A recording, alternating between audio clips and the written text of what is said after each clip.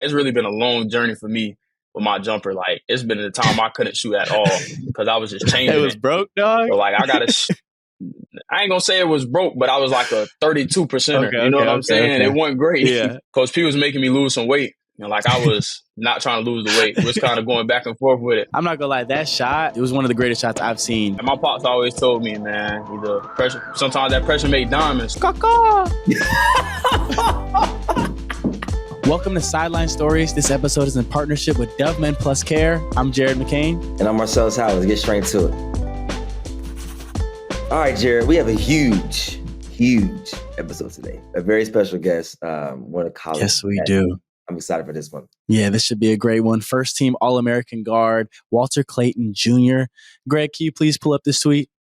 Yeah, Walter Clayton Jr. is so raw you forget his first name is Walter. That is 100% true. You kind of just all say it together. Like Walter Clayton Jr. sounds kind of cooler.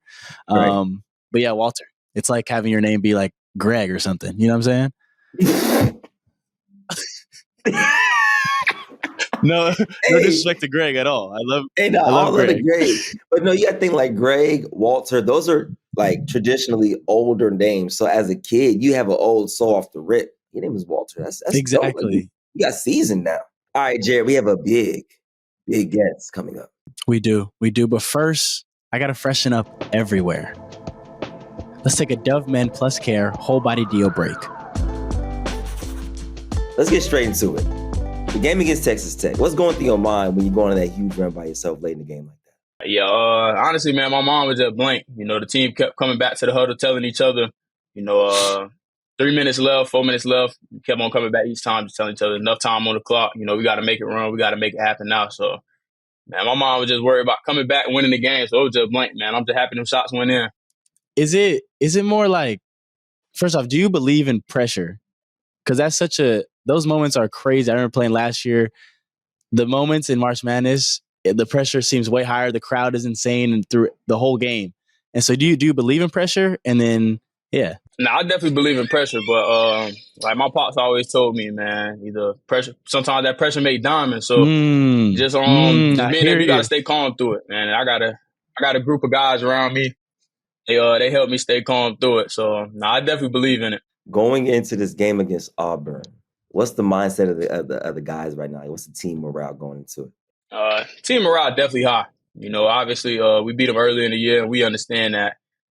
That's in the past. We're going to have to come out. We're going to have to do it again. So everybody just locked in on the keys. Coach gave us a game plan. We're working on it right now. We're going to try and follow that game plan, come out with a dub.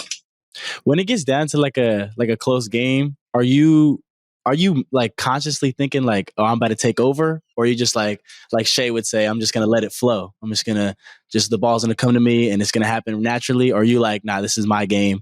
Like, let me do my thing. Nah, I'm definitely a let it flow type of guy. Nonchalant. We wouldn't have been in that position at Tech if Tommy didn't take them 2 shots. Yeah, nah. If Tommy didn't hit them 2 threes, I wouldn't even been in the position to hit my shot. So, yeah, I just let it flow. Whoever got an open shot, we're going to take it. But I'll try to be a little bit more aggressive, but still letting it flow. For sure. Speaking of like the NBA side, I think because you brought Shea up, who would you say your NBA player comp is? I don't know, man. I done heard a few. The one I've been hearing lately is Jamal Murray. Ooh. That's some guys that's like actually a good one. I look at. I try to like take bits and pieces from the different guys' game. Like I'm trying to get better, in a little bit. This offseason with Donovan Mitchell with when he get in the lane, all the different floaters he got, all the different footworks. So I just try to take little pieces of everybody's game. When did you realize that you had like a legit shot at the league? Legit shot at the league. Honestly, my sophomore year at Iona. Okay. I think I don't remember when it was, at what point in the season, but Coach P was making me lose some weight. Like I was not trying to lose the weight. It was kind of going back and forth with it. So he brought me in the office. He was like, "Well, man, I really believe you could be a pro. I really believe you could play in the NBA if you lose some weight." So kind of since that moment, I heard them words. I'd heard it before, but hearing it from Patino, I heard it from him. I started to believe it a little bit. Was it always your dream to go to Florida? Like just growing up and stuff? For basketball, yeah. Not for football though, because you was cold at football. I was. That's crazy. I was actually gonna commit here if I did play football, but I never really like dreamed of playing football. Yeah, before I had quit it, I was gonna commit to Florida with my boy Javon. But I don't know. Football just was my dream, so that's why I never really was able to follow through with it. Yeah, like you just kind of fell out of love with it, or you just love basketball that much more? Football, where we from, like where I'm from, you had to like play multiple sports. So when it was basketball season, it was basketball season. When it's football. And I could never like get away from that. Football, I hated practice, bro. I ain't gonna lie to you. It's too hot out there. I used to sit on the side, I'm chilling. I used to get mental reps in practice, man. So, nah, definitely, I ain't fall out of love with it. Just never really always enjoyed it. I enjoy basketball. Speaking about Florida, obviously back in the day, long time ago when they had Al Horford and Joakim Noah, they went back to back. How do you think your team now would match up against that team back then? Oh, wait. Man, I respect them guys a lot, man. They set the standard here at the University of Florida. Them guys was cold, but I can't say my five ain't gonna win. We got two bigs too. We got a bench. I think we'll match up well. I think it'll be a good game. Now, being at Florida, you guys have a target on your back, especially being number one seed, and all four number one seeds are in the Final Four. In the beginning of the season, what were some of the goals you guys set out, and did you guys accomplish those goals that were set out, aside from winning a national championship? Anything in between there? As far as goals, we just focused on like each championship. Early in the year, like we had and was it Thanksgiving over there in Orlando? That was a championship. Then we focused on the regular season. We didn't get that one done. Focused on the SEC. So we just had like all these championship goals, but kind of the thing around here was to just win the day. Whether that's practice day, whether that's a game day. So everybody just kind of focused on staying in the present, winning the day. Jay, I got a quick question. This is kind of for both of you guys. So I think Walton go first.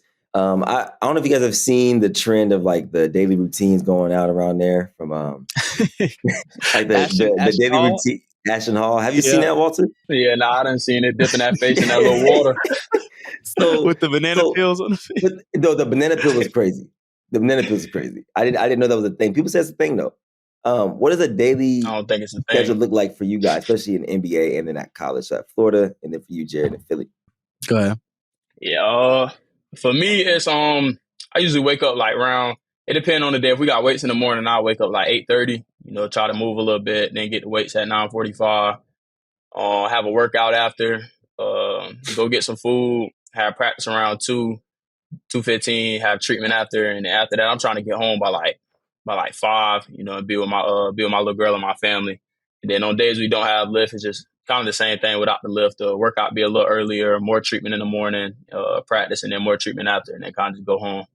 Yeah, in college, like I feel like everything is so set in place in college. You have this at this time. It's every day the same.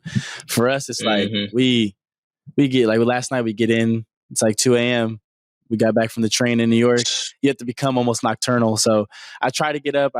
It's funny because I do watch his routine, and I'm like, some of it, I do think the ice water actually does work. I do think, it tightens your pores. You got good skincare. It definitely is excessive, but I do like routines though. I love routines. So I always wake up, depending on when we got in last night, but journal and I meditate. And then, workout, lift, kind of right now it's like PT, lift, and then on court, some little stuff. But it definitely varies because it's just I'm like nocturnal now. I got to be up. I got to be more alive in the nighttime. And then it's kind of ease into it during the day. But college is, everything is set in stone. You have everything planned out already with team lift, team whatever, team recovery. So that's what I do miss about it, though. The structure. Nah, facts. Everything. Training room closed at this time, so you can't get in there. You got to get in there now. Nah. Practicing. Walk me through quickly in terms of like the dribbling aspect, the shooting aspect, like the warm up. Like walk me through that whole thing. Like how do you get the range to be so consistent? And the handler to be so precise as well. Yeah. For me, it's I got coaches like from high school. Nobody really know. Like it's really been a long journey for me with my jumper. Like it's been a time I couldn't shoot at all because I was just changing it. It was broke, dog. So like I ain't gonna say it was broke, but I was like a 32%er. You know what I'm saying? It wasn't great. Yeah. But it's been a long journey. I got some shooting coaches, my high school coach, McGriffin, and I got 2 coaches up there in North Carolina. They come down a lot. So just tightening it up, get my footwork right. They heavy on like the feet work. As long as you got that right, then everything else kind of just flow up. So just and then a lot of reps. just fixing the mechanics and then getting a lot of reps. Did you practice the dribbling away from the basket to a fadeaway three at any point in time? I didn't.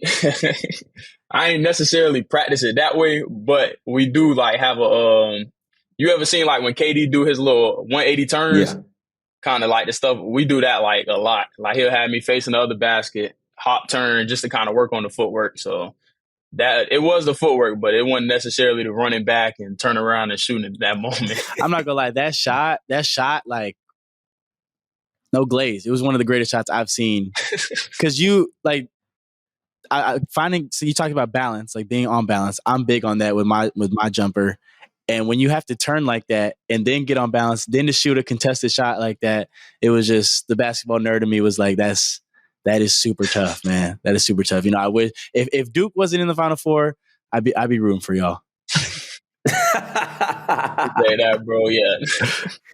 Nah, Duke looking good this year though, man. They looking good, so I give them that. Hey, Walter. But, I'm gonna be honest, man. I got y'all winning. I got y'all winning, Walter.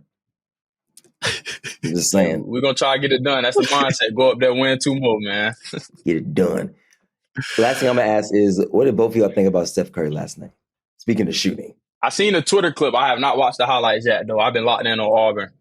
So I really ain't even had the time to look at it. But I'm going to look at it on the bus right when we get on it now that you done said that. 12 of 20 from 3, 52 points. Oh, yeah, because they were talking about breaking a record last night. That is insane. Wanting them to get, did he break it? Insane. They wanted them to break the record, but nah, he had like 8 in the first half, so he was on track to break it. I don't think he did, though. Is the record 12? Is that tied? Or is it 13? Nah, I think it's – I know Clay got it. 14. I think it's 14 or 15, 14. Yeah. That's so crazy. That's a lot of threes. That's my favorite player. It's different. I mean, I'm speechless. He's 12 of 20 from 3, 52 points. Like, come on, bro. Footwork crazy, man. It's hard. It's hard to match what he do. Facts. That's why everybody trying to get these comparisons. Exactly. I wouldn't give myself that yet. I ain't gonna lie.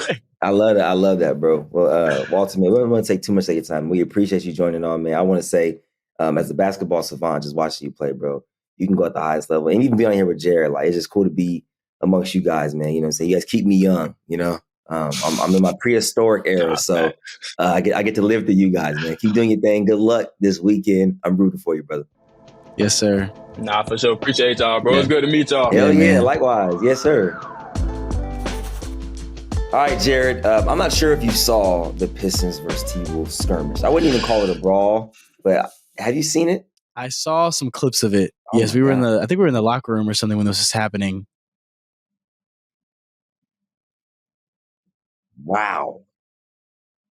I will say, wow. I'll say this. As a fan, if you're not in that front row, you shouldn't be over anybody else touching the players. Yeah, that was kind of crazy. I was just gonna say the fan over there, I don't know what he was trying to do, if he was just trying to break it up or something, but yeah. I don't know. I think they just need to get away from it. Like, yeah, because then it's like now it's crossed the boundary. If I'm front row and, you know what I'm saying, I'm right there, I'm trying to protect myself, cool. But if I'm the second row, I have no business of pushing. Like, you talking about the dude in the blue sweatshirt? Yeah, like I'm not an enforcer, brother. I'm gonna give him the benefit of the doubt and say he was trying to like get people off of the people that were on top of the people. How did that was he successful? He had Isaiah Stewart. He didn't move him. Yeah, I mean, I ain't gonna lie. Isaiah Stewart, I don't want no problems. I don't want no smoke. We played him already. I don't want no problems. Me personally, I'm not one for fights. I'll talk, you know what I'm saying? But I've never been in a fight. I'm not going to sit up here and act like I've been in a fight. I've never been in a fight. Yeah, I mean, I talk some on the court. Usually goes back and forth, but it never usually exceeds that. Most of the time, I think the people think I'm joking because I kind of smile when I talk. So it's like a joking banter. But yeah, I've never been in a fight. I don't plan on it. Also, definitely don't plan on getting any texts because that is my pockets. Yes. They're fining me. And I don't want any fines. I'm really conscious of the fines. So for you, what are some of the things that you said trash talk wise? Like, what? Give me a Jared's dialogue here. Like if I'm talking to you, I'm like that's trash, and then you make a shot with. See, I can't say it on here. That's fair. I usually don't start the trash talking though. I usually they usually start it, and then I'll go from there. I'll proceed with caution. You know what I'm saying? But usually when they talk to me, it's usually like about like my nails painted or TikTok, and I don't know, like that's like I've gotten that since high school. I'm so used to it that I don't even count that as trash talk anymore. It's kind of like something I know what they're gonna say already. I'm used to it by now. Like let's come up with let's think of something new here. Let's trash talk normal. Yeah, let's get a new joke, because I literally have had that since I remember the first time it happened was Peach Jam when I was playing 16U in Augusta, Georgia. And that was the first time someone was like, man, this TikTok, make this, I'm not letting this TikTok dude guard. You know what I'm saying? Like that's when it first started. That's crazy. And ever since then. But there's been some funny ones though. There's been some ones I laugh at with like the nails painted, like they'll say some funny stuff. But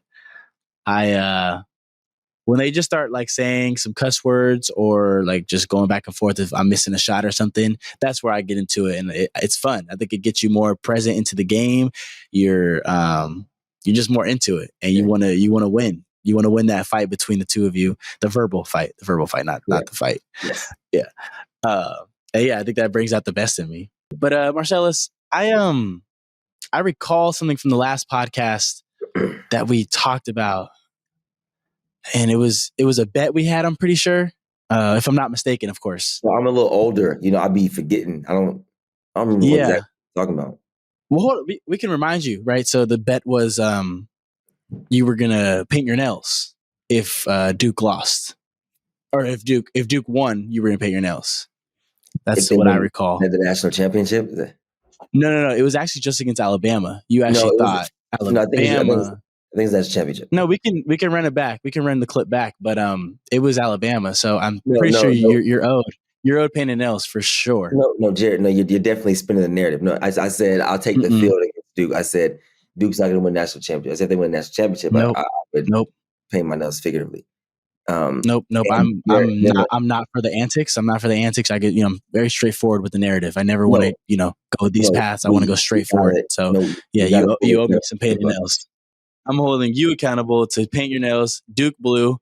Yeah. They got to win the national championship. So I know you're not confident in them winning the national championship, which is fine. I love it because no one's beating. No. I can send you. I actually have some here. Sally Hansen sent me the perfect blue for it, and I'm actually going to give it to you. I'll send it. Just send me your address, and I'll give it to you. Thank you for tuning into this episode of Sideline Stories. We'll be back to break down the NBA playoffs and so much more on the next episode.